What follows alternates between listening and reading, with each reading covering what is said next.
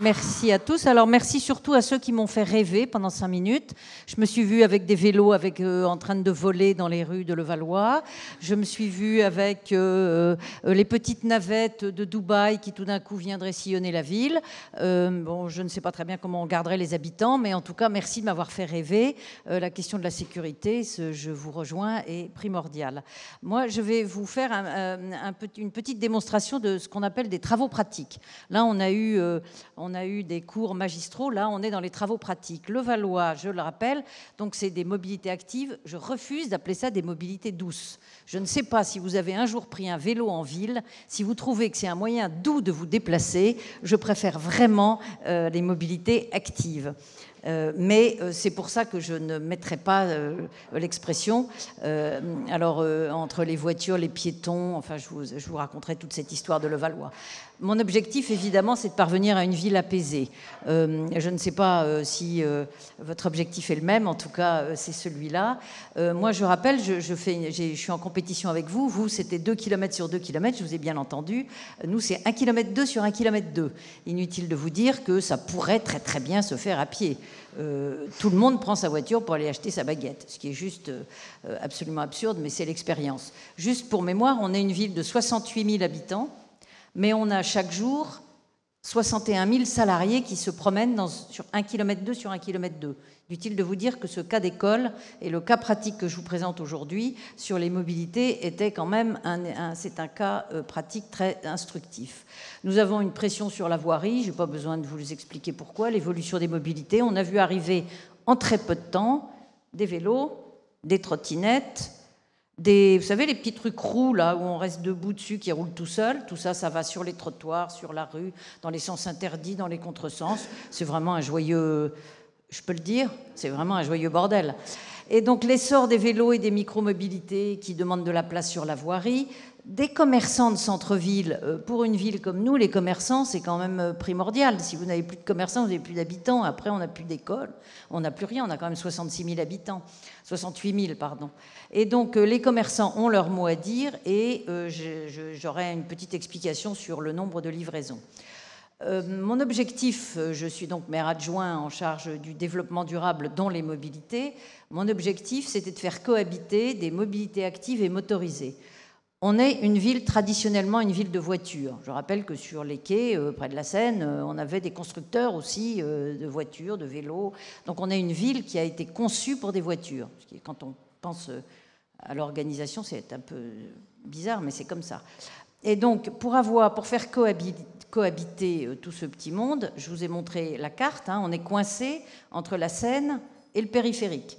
Donc on a des mouvements traversants, on a 4 artères traversantes de gens qui ne rentrent pas dans la ville, qui passent pour aller à Paris ou pour aller de l'autre côté de la Seine. Donc on a quand même 4 artères traversantes avec un nombre de véhicules important. Je crois que c'est à peu près 14 000 qui circulent, qui traversent sans aucun bénéfice pour la ville.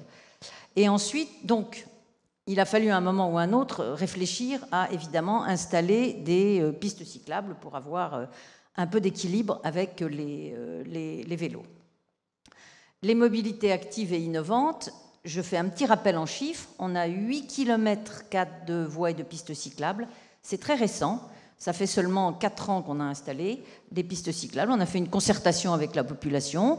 On a fait des petits essais. On en a mis sur des trottoirs. On en a mis, comme dans d'autres villes, on en a mis à contresens. On a tout fait. On a fait une concertation, ce qui nous a permis de fixer 2 voies de chaque sens pour traverser la ville, de la Seine au périphérique et de Clichy à Neuilly. Ensuite, on a des stations Vélib. On n'est quand même pas très loin de Paris, donc on a 11 stations Vélib, ce qui permet des vélos. On a 1188 stationnements de vélos, il fallait les garer, et 2 vélo-box sécurisés pour que les personnes qui arrivent ne retrouvent pas leur vélo volé, ce qui arrive quand même très très souvent. En ce qui concerne l'administration, on a créé un plan de déplacement de l'administration pour que les agents soient impliqués dans l'organisation, un forfait mobilité durable pour les aider et des vélos à assistance électrique. On leur met à leur disposition un certain nombre de vélos à leur disposition pour leur trajet domicile-travail ou bien pour circuler à l'intérieur de la ville pour ceux qui ne voudraient pas le faire à pied. Je montre sur ces 2 petits graphiques, on a quand même une évolution du nombre de trajets en vélo. Ça, ce sont des chiffres de GéoVélo. on a quand même une augmentation du nombre de trajets enregistrés et une évolution des kilomètres parcourus. Plus 20 000 kilomètres rien qu'en une année de kilomètres parcourus à vélo.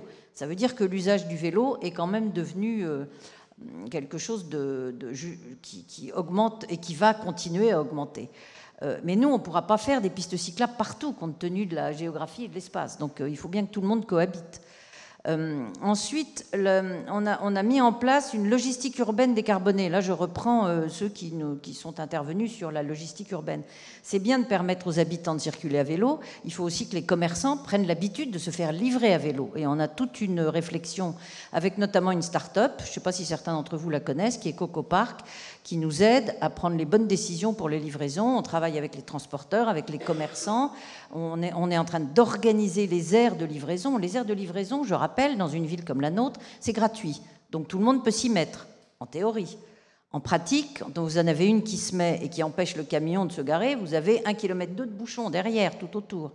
Et donc, on a mis en place avec Coco Parks tout un système de rationalisation des aires de livraison. Et aujourd'hui, ça porte ses fruits. Alors évidemment, il faut faire ça avec du doigté pour la population, parce qu'inutile de vous dire que la population... Du coup, ceux qui se mettent, les voitures privées qui se mettent sur les aires de livraison, ils ont le désagrément de se retrouver verbalisés. Donc il faut habituer un peu la population à organiser toute cette pratique et de ne pas se mettre sur les espaces de livraison. Avec Coco Park, ça marche très bien. On a réussi quand même à beaucoup fluidifier la circulation et à limiter la pollution sonore. Il me reste 3 minutes pour vous brosser les perspectives. Je vais mettre l'accent sur les continuités cyclables, parce que la continuité cyclable, c'est une des difficultés auxquelles on se heurte. Si vous roulez en vélo dans le Valois, mais que vous voulez aller à Neuilly, si j'ai pas de continuité par les quais ou avec la ville de Neuilly ou avec la ville de Clichy, donc c'est un gros travail. On est actuellement en train de faire une vraie piste cyclable sur les quais de Seine. Ça, je vous raconte pas, c'est pas facile. Et ensuite, de faire maintenant que les ponts, le pont de Courbevoie, le pont de Levallois, le pont de Clichy, ils ont des accès cyclables. On va le faire pour le pont de Levallois. Et là, on se heurte à des problèmes de sécurité, notamment tout ce qui est pompiers, tout ce qui est services de police, tout ce qui est services médicaux. Ils freinent un peu des cas de fer parce qu'ils ne voudraient pas qu'on leur envoie une voie. Donc tout ça, c'est beaucoup de concertation, mais on y arrivera. Je suis plutôt un tempérament optimiste. De toute façon, je fais que du vélo, donc je suis toujours optimiste pour y arriver. On augmente le nombre de stationnements de vélos et de trottinettes. La sensibilisation aux mobilités actives. Alors le gros travail qu'on va avoir là en 2025, et on sera en pleine campagne électorale en plus, ça va être quand même le volet sécurité. Quand vous avez dans une petite ville comme ça, avec des rues à angle droit, et que quand vous traversez la rue aujourd'hui, même si la route est à sens interdit, vous êtes obligé de regarder des deux côtés, obligé de regarder sur le trottoir. On a des gens âgés, on a des enfants, on a des personnes à mobilité réduite. Quand vous avez tout ce joyeux bordel, pardon, je le dis 2 fois, mais parce que vraiment c'est le cri du cœur. Oui, ça c'est une amende, vous avez raison. Heureusement qu'il n'y a pas de policiers. Mais tout ça, ça s'organise, ça se concerte. Et le gros travail, c'est vraiment de commencer à changer les mentalités. Je n'ai pas besoin de vous dire que changer une mentalité, c'est plus qu'une génération. Hein. C'est presque 2 générations. Mais mon tempérament optimiste fait que nous allons y arriver. Et le dernier point, qui est l'optimisation des aires de livraison avec le dernier kilomètre, j'en ai un peu parlé. Les commerçants commencent à avoir envie. Nous, on a un problème, on n'a pas de foncier. Donc je ne peux pas mettre des entrepôts. Donc il faut que je passe un accord avec les villes limitrophes. Tout ça, ça prend un peu du temps. Aujourd'hui, avec le maire du 17e, on regarde si on peut avoir un entrepôt central à partir duquel les livraisons partiraient pour pouvoir aller, c'est la bonne distance, hein, pour pouvoir livrer à Levallois. Voilà, comme je vous le disais, ma tâche est immense. Il me reste 1 minute pour vous parler de ma conclusion.